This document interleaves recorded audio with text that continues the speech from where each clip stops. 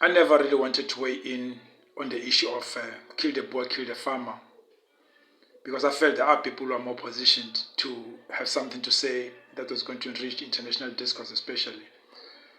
But I've been noticing in the past 2 weeks since President Cyril Ramaphosa came back from Washington, D.C., from the Oval Office, that people who've been trying to explain kill the Boer, kill the farmer have really been doing an injustice to the chant. Because first and foremost, the historical context of the chant is not being considered. And when I talk about historical context, I'm not really talking much about when did it come into being, the chant, whether Peter Mokaba really thought the chant was worth it at the time that Nelson Mandela warned him not to do it. I'm talking about what does it mean? What is the meaning of this chant? Does it mean someone should take a weapon and go kill a farmer? Or does it mean that people must just chant and it becomes rhetorical, it doesn't result in anything? Here is my take of the chant. First and foremost, everyone else who understands the lexicography of land in South Africa will know that when the apartheid government demarcated the land for benefit by white people, it demarcated them into what they called farms. That is why even today, when you look at the land restitution and all the attempts by government to recycle the issue of land, you see them mentioning that farm 185, farm 285, all these areas that are being trying to be restituted, they start with an F. Farm Lilydale, farm Canningmore, so they are called farms. Every piece of land, every pocket of land was called a farm. And that is where the whole concept of farm comes from. Farm in the South African lexicography does not mean land that is being reserved for agricultural purpose. It means a piece of land. So you go to the Land Restitution Commission, you go to the Department of Land Affairs. When you ask them about land claim, they're going to tell you that people are claiming farm. They're claiming farm 185, farm 286, farm 1867. They are called farms. So let us get it into our heads that farm, in the context of kill the Boer, kill the farmer, does not mean land that is used exclusively for agricultural purposes. It means land. Land as explained in the 1913 Native Land Act. When the land of the natives was taken by government to be reserved for benefit for the minority, for the white minority. That is the land that is being spoken about. It is called farm. Farm in South African lexicography means land. It doesn't mean where you farm. It doesn't mean land for agricultural purposes, whether livestock or crop farming. So let's start there. When they say kill the farmer, they mean kill the landowner. But in the context of the liberation history of the chant, it means kill somebody who owns the land illegally. Somebody who owns this land and didn't buy it from anyone else, you kill that person. Now, why does it say kill the Boer? It says kill the Boer because even the name Boer, the Boer itself is a very fluid concept. Because what does Boer mean? Today, AfriForum and others will tell you Boer means farmer. Just that they'll tell you it means farmer. A Boer is a farmer, which is untrue because when you go back to the history of the Dutch in South Africa, they've always changed names all along. We had the Dutch, and then when they started fighting against the English, we had the Anglo-Boer War. The Boer meant a descendant of Dutch settlers. So it was the Anglo-Boer War. It wasn't the Anglo-Afrikaner War. There wasn't talk of Afrikaner at the time. So it was the Anglo-Boer War. Now, Boer meant Afrikaner. Later on, you can say now it meant Afrikaner, but at the time it meant descendant of Dutch settlers.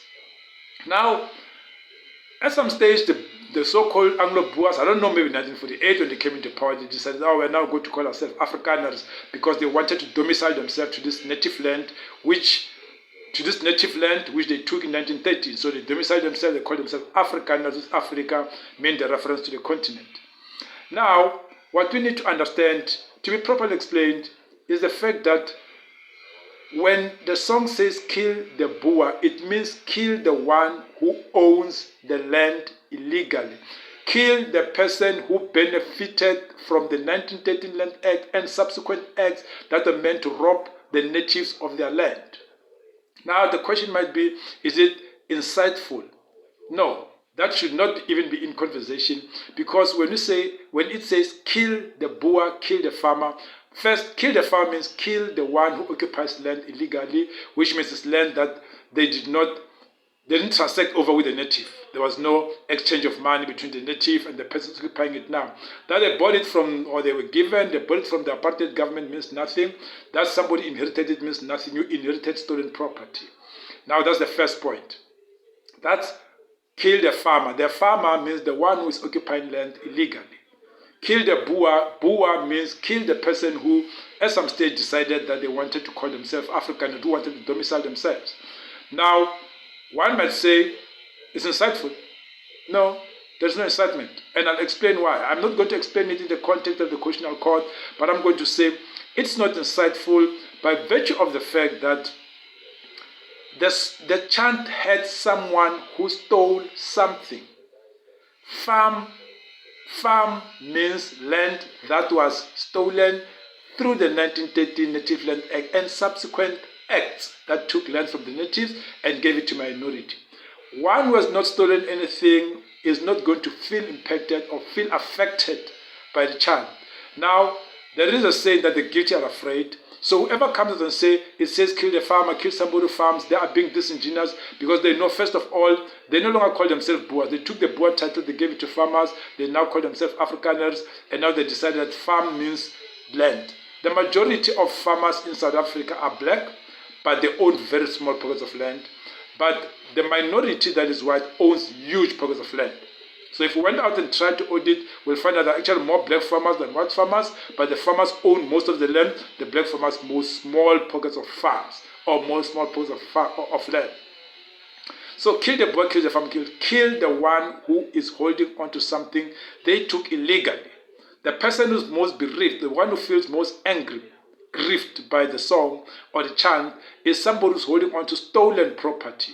So they're just outing themselves that, oh, I've got something that I stole, and that's why the song speaks to me. But if you've stolen nothing, it doesn't hurt you.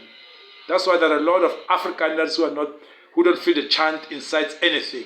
Because the chant is not intended to incite, and the chant incites nothing. The chant is a cry by people whose land was taken in 1913 and after that, and who that land has not been returned to them. So they are saying, kill the Boer, kill them. Kill the one who's holding on to illegal land, to land they got illegally, arbitrarily given to them by the apartheid government.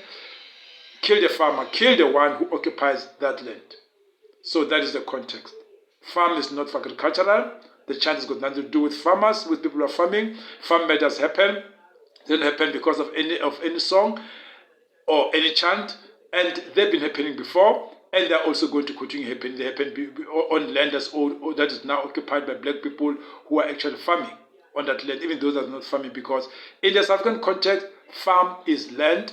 Kill the farmer means kill the person who is illegally occupying land that they didn't transact for with a native. Subscribe to the channel. That's a South African perspective.